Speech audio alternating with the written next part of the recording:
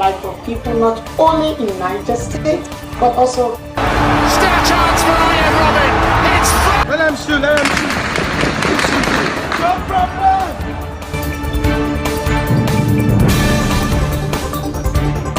Good afternoon. Thanks for joining us. And this is Gallery TV News update at 4 am early On the news headlines, Buhari orders ministers with political ambition to resign immediately. Court sets aside judgment on Section 8412 of Electoral Act. Anambra traders protest dissolution of market ECOWAS. And still on the news, senators to intervene in ASU strike for 2009 agreement, says Lawal. Federal government begins rehabilitation work on Lagos Bridge. And on business news, Nigerian and 10 ECOWAS countries in debt stress. On sports news, Anyashi bags National Productivity Award. And on foreign news, Al Jazeera journalist killed during Israel West Bank raid. And on the news in details, Buhari orders ministers with political ambition to resign immediately. President Muhammad Buhari has ordered all ministers with political ambition in 2023 general election to resign from their present appointments immediately. The order was handed down today, Wednesday, 11th April 2022, during the weekly Federal Executive Council FEC meeting at the Presidential Villa, Aso Rock, Abuja. The meeting is still ongoing at the time of writing this story. Court set aside judgment on Section 8412 of Electoral Act. The Court of Appeal Abuja Division has set aside the judgment of the Federal High Court in Umuahia, which void the provision of Section 8412 of the Electoral Act 2022. While delivering judgment on Wednesday, the three-member panel headed by Justice Hama Baka heard that the Federal High Court Umuahia had no jurisdiction to have entertained the case at the plaintiff. Nduka added they lacked the local standing to have filed the suit in the first instance. The court added that Minister Edede did not establish any course of action to have warranted him approaching the court on the issue because he did not establish that he was directly affected by the provision. The Court of Appeal struck out the suit with Edede filed before the Umuahia court. Determining the appeal, the appellate court, however, held that the provision is unconstitutional because it violates Section 48(1)(a) of the Constitution and denied a class of Nigerian citizens their right to participate in an election. Anambra traders protest dissolution of market ECOWAS. Traders in Onitsha, Anambra State has threatened revolution following the recent dissolution of the elected executive members of the market by the state government. This followed a meeting held on Tuesday by trustees and sectional heads of the markets, during which they passed a resolution asking the state governor, Professor Chukuma Soludo, to reinstate the chief Ndubisi Ochiogu-led executive of the market. The market was among the 32 markets whose executive members were recently sacked by the state government. The State Commissioner for Commerce and Industry, Dr. Obina Ngonadi, had last week announced the dissolution of caretaker committees of 30 markets in the state and elected leadership of two other markets, including Ose, Awodu, and Owaru markets, saying that they could be replaced while fresh elections were conducted in two markets with contentious leadership. But the action of the government in dissolution process did not go down well with the trustees, sectional heads, stakeholders, and the entire traders of Ochiogo-led Obuaru Market Traders Association, as they demand the reinstatement of the executive, or there will be a revolution by angry traders. They demand that the democratically elected executive should be exempted from the dissolution, as according to them, the election of January 25th, 2022, which brought them into office, was conducted in credible, transparent, free, and fair manner.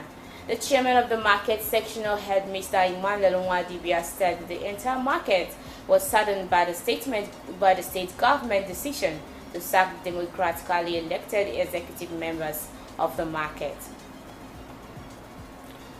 Senate to intervene in ASU strike for 2009 agreement, says Lawal.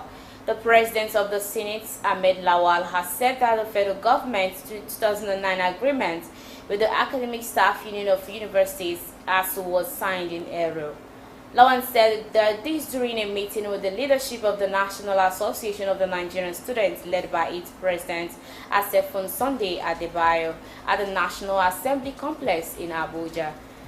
However, there is a ray of hope for the quick resolution of the going crisis between the federal government and the academic staff of Union of Universities, ASU, as the Senate promised to intervene and resolve the controversy amicably. The meeting between the Senate President and the leadership of NANS was facilitated by Bishop Dr. Sunday Onoha with a view to prevent Nigerian students from ongoing protests to disrupt public infrastructures. The Senate President described the ASU disagreement with the federal government as a serious issue that have negative impact on the future of Nigerian students and that of the development of the country in general. He noted that the bone of the contention is the 2009 agreement signed with ASU by the previous administration, adding that it had now dawned on every party involved that the 2009 agreement is not realistic.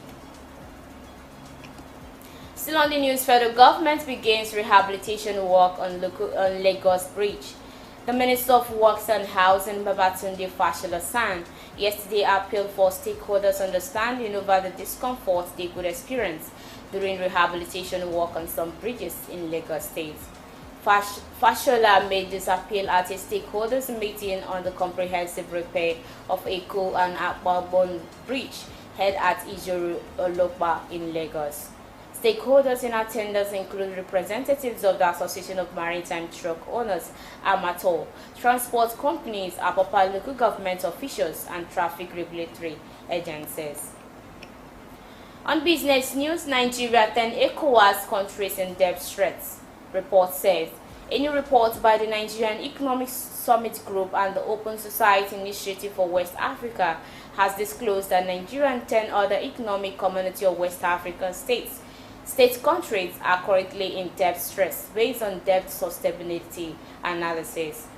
The 10 other countries are Benin, Burkina Faso, Cape Verde, the Gambia, Ghana, Guinea-Bissau, Liberia, Niger, Senegal, and Togo. The report titled Debt Management, Restricting and Sustainability in ECOWAS was recently launched at Debt Management Office in Abuja. A copy of the report was obtained by a correspondent on Tuesday. According to the report, a financial crisis in Nigeria can threaten other countries in the ECOWAS region. On sports news, Anyashi Bag's National Productivity Award, chairman of Enyimba FC of Abia, Chief Felix Anyashi Agu, would tomorrow join other eminent Nigerians to receive the federal government's National Productive Order of Merit (NPOM) Award for 2019 and 2020. Labor and Productivity Minister Chief Chris Ngige, in a letter to the highly successful football administrator, stated that the award was being conferred on him based on his hard work, productivity, and excellency. Lastly, on foreign news, Al Jazeera journalist killed during Israel West Bank raid.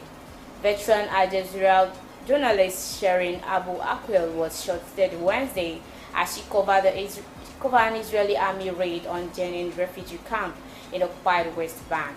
The Qatar-based TV channel said Israeli force shot Abu Akleh, 51, deliberately in a cold blood, while Israeli Prime Minister Naftali Bennett said it was likely that the Palestinian gunfire killed her.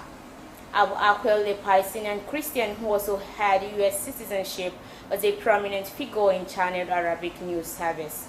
Another Al Jazeera journalist, producer Al Samudi, was wounded in the incident, the broadcaster added. An AFP photographer at the scene said Abu Akleh was wearing a press flag jacket while she was shot. The photographer reported that Israeli forces were firing in the area and then saw Abu Akleh's body lying on the ground. The Israeli army confirmed it by conducting an operation in Jenin refugee camp early Wednesday, but family denied it had deliberately targeted the reporter. The army said there will be an exchange of fire between suspects and security forces that was investigating the event and looking into the possibility that journalists were hit by the Palestinian gunmen. The U.S. ambassador to Israel, Tom Nedis, tweeted that he was very sad to learn of the deaths of the American and Palestinian journalists Shirin Abu Akleh and called for a thorough investigation into the circumstances of her death. The Israeli Prime Minister said Palestinian gunmen in the camp were likely responsible for Abu Akleh's death. And that's all we have on the Gallery TV News Update at 4. I'm Eleje Chidima. For more information, do visit us via social media platforms on Facebook, Instagram, and Twitter. Do enjoy the rest of the day.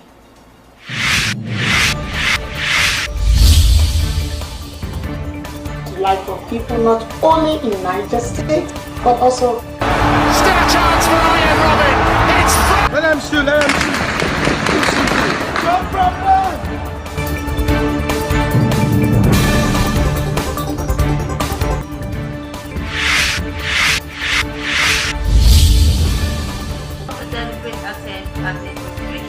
That the government upgrades the vision is the long overstatement of ethics. He accused the APC lead